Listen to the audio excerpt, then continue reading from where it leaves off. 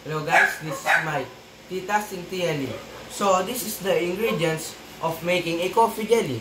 First, white gulaman. This is unflavored. And Nescafe Classic Black.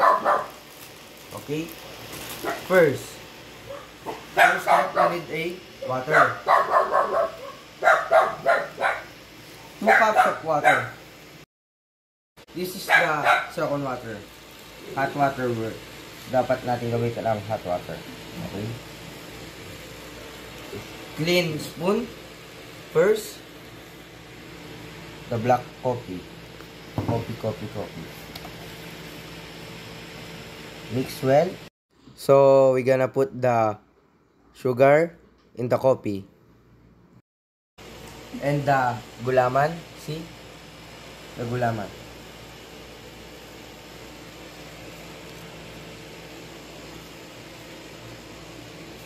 Okay, we pour it all. So, the main recipe. Mix until they...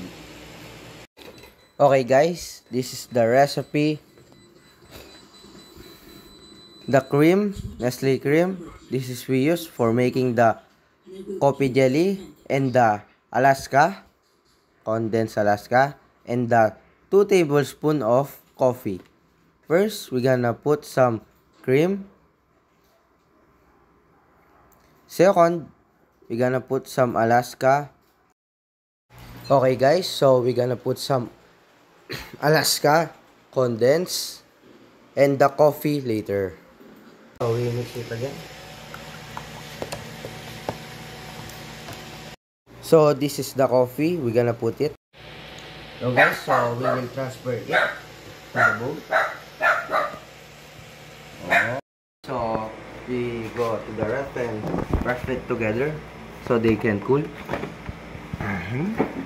Okay, let's cut the gelatin.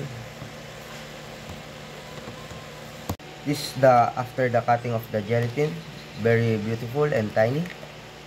So let's pour some cream. Okay, just a little.